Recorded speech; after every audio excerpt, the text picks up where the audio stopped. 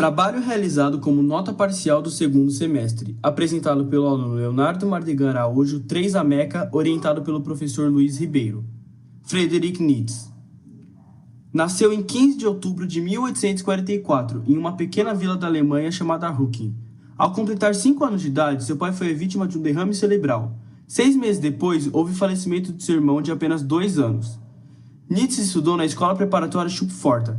Depois de se formar, entrou na Universidade de Bonn, em 1864, como estudante do curso de Teologia e Filologia.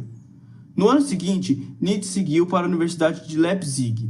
Logo se apaixonou por O Mundo como Vontade de Representação, de Arthur Schopenhauer. Seu estilo ateu e sua crítica voraz ao mundo lhe conquistou. Com 23 anos, foi chamado para o serviço militar obrigatório, do qual foi dispensado após um ferimento no peito. Ao voltar para Leipzig, Nietzsche se tornou professor de filologia na Universidade de Basileia, na Suíça. Contudo, Nietzsche cria seu primeiro livro, O Nascimento da Tragédia, publicado em janeiro de 1872, mas o livro foi recebido com críticas. Ao deixar a universidade, ainda com 34 anos, passou a levar uma vida nômade, sem local fixo para morar. Esse período nômade lhe rendeu grandes obras como A Gaia Ciência, Além do Bem e do Mal, Genealogia da Moral e O Anticristo. Na manhã do dia 3 de janeiro de 1889, em Turim, Nietzsche passou por um colapso mental que o deixou inválido pelo resto de sua vida. Em 1890, sua mãe o levou de volta para casa e foi sua cuidadora. 7 anos depois, ela morre. E no dia 25 de agosto de 1900, com 55 anos, Nietzsche morre na residência que seu irmão colocou. A causa da morte foi um misto de pneumonia e um ataque nervoso. A genealogia surge como uma forma de unir a filosofia e a história sem cair em teleologias ou em um puro arquivamento de dados históricos, subdividindo-se em 3 tópicos. História. Quando se é exigido que tudo seja verdadeiro, se encaixando em padrões, perde-se então a essência de tudo que a história afirmou. Filosofia da história. Uma crítica ao tentar dar sentido à história retrospectivamente, sendo julgada como extravagante, inconsequente e servil. Filosofia histórica se concretiza como uma união sem subordinação da história com a filosofia. Sua perspectiva muda radicalmente quando a utilidade já não é tão importante, mas a potência toma conta da explicação. Para a genealogia moral, um ponto preciso faz com que Nietzsche recuse esses teóricos ingleses. Eles pensam de maneira essencialmente ahistórica. Para eles, todo bom está diretamente ligado ao útil. Ao se reduzir apenas ao bem e o mal, a utilidade se mantém uma característica universal de seus valores, permanecendo como a metafísica. Desde então o nome, genealogia, com a morte da sucessão contingente de hegemonias provisórias, a morte de Deus. Contudo, é necessário perceber que não se trata de encontrar aquilo que é útil à comunidade, e sim entender que a utilidade está a serviço da vontade de potência, permitindo que o mesmo se estenda indefinidamente. É aquilo que constitui o homem. A luta entre fracos e fortes. Nietzsche recusa o socratismo devido ao seu uso da dialética, que é o método dos perdedores. Moral de rebanho. Afirma a existência de um comportamento humano puramente submisso sobre os valores dominantes da civilização, se fizeram presentes na grande massa de homens de todos os tempos. Moral do escravo. Nietzsche faz um exame sobre a consistência dos valores morais, como são instituídos e onde se acham fundamentados, e mostra que eles não são universais, e nem tampouco caem em um relativismo. A moral do senhor, ou do nobre, surge da afirmação, e mais, da autoafirmação de si. Nisso reside a diferença fundamental entre esta e a moral dos escravos. Porque toda moral nobre parte de um dizer sim a si mesmo. Deus está morto, Nietzsche afirma em Gaia Ciência. O filósofo combatia a moral cristã. Para eles, os cristãos não são bons porque se preocupam com o próximo. Eles são bons porque têm medo de queimar no inferno. Não é uma bondade genuína. Segundo ele, é nesse medo de punição que se baseia toda a fé cristã. Por isso a ideia de ética, que defendia simplesmente da própria pessoa, que não acreditava em recompensas além da vida. Que validade tem? Afinal de contas, ser cristão se este vive ameaçado pela terrível punição de ser excluído da presença de Deus se não se comportar bem? A morte de Deus é a morte da estrutura religiosa do pensamento e, portanto, é a morte de um jeito de pensar que posterga a vida para o além ou para um futuro inalcançável. Apesar de tudo, diferente de Marx, ele não achava que seria preciso uma revolução para isso, mas sim um questionamento individual que faria cada um perceber que ser cristão era entregar sua vida a uma ilusão sem sentido. O Übermensch, ou super-homem.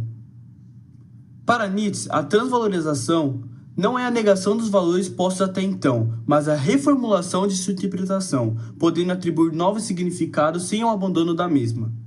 O super-homem não é um novo homem, é apenas uma nova concepção do homem, um indivíduo melhorado e evoluído, capaz de lidar com cada conflito da sua vida sem colocar a culpa em outro alguém.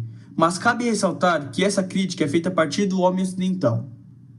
Aquele que consegue ser livre e viver sua vida de acordo com suas próprias representações, criadas por sua vontade, além do bem e do mal, e seria um novo homem dentro de uma nova realidade. É a desvalorização e a morte do sentido, a ausência de finalidade e de resposta ao porquê. Niilismo. Existem 4 formas de manifestações do niilismo. Niilismo negativo, negação ao sofrimento do que é real. É um doloroso, um arrepiante espetáculo que despontou para mim. Abri a cortina da corrupção do homem. Valores de declínio, valores niilistas, sob os mais santos nomes, exercem o domínio. Niilismo reativo. Aqui Deus está morto. O homem capitalista se volta contra si e torna-se sagrado. O além se torna futuro, destruindo o sobrenatural e cultuando o material. Niilismo passivo. Aos poucos, a vontade de potência se esgota ao niilismo. Ela vaza, escoa, procura afirmar-se em outros lugares. O homem cada vez mais doente tem cada vez menos capacidade de afirmar-se. Negando tudo. Onde está o mar para que eu possa me afogar? O mar secou. Niilismo ativo. O homem é uma criação recente cujo fim talvez esteja próximo. Foucault. O máximo da negação é negar o próprio niilismo, é transcender além do homem moderno e procurar o próximo nível de percepção da realidade. O pensamento de Nietzsche teve grande influência no século XX. Freud, por sua vez, viu nas explicações de Nietzsche sobre os valores sociais uma influência a ser seguida. O filósofo alemão é famoso por atribuir instintos e analidade à nossa vida moral. Na década de 30, o Partido Nazista de Hitler e o Partido Fascista de Mussolini absorveram partes da filosofia de Nietzsche. Conclui-se que a influência de passagens da obra de Nietzsche ao autoritarismo de direita seja fruto das ligações que esses movimentos tiveram com Elisabeth, a irmã de Nietzsche. Na França, até os anos 60, Nietzsche era utilizado principalmente por artistas e escritores. A declaração "Deus está morto" estabeleceu um jeito novo de desafiar a autoridade e lançar contra ela uma crítica social devastadora. Nietzsche sempre teve grande apreço pelo mundo das artes. Considerava o mundo da política e da moral uma grande perda de tempo e de potência. Por isso, sempre fazia pequenas críticas a artistas de sua época. Sempre lia e ouvia tudo que era contemporâneo.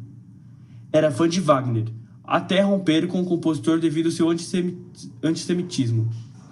3 anos antes de sua morte, chegou a escrever em uma carta que nunca houve um filósofo que tinha sido em essência tão músico quanto eu.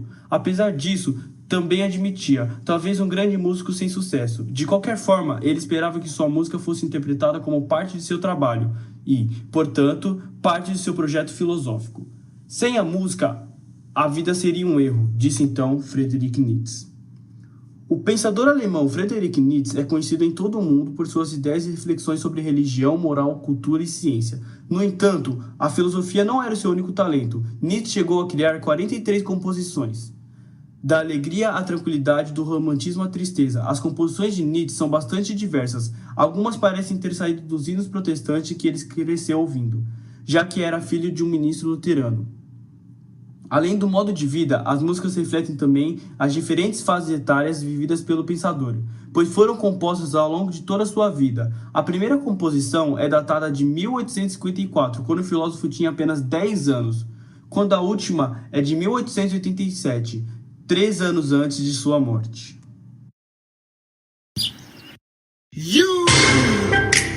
Ei, Nietzsche, viemos dias hoje, já chegou a hora de se converter. Chega de filosofar e vem rezar. Nietzsche tá na área, só filosofando, derrubando a moral para ser o supremo. Now I'm you. Now I'm you, now I'm you. Nietzsche tá na área, só filosofando. Para ser o Superman, para de ser um Robocop. Vivendo a moral dos escravos, para de ser um camelo. E supera os valores tradicionais, eles são uma negação da vida. Viva como homem, seja criativo, a dor e o auto-aniquilamento não são bem. Não existe mais credor e devedor. É preciso reprimir a moral, que emejam outras morais. Cheguemos ao Superman, o homem do amor fácil.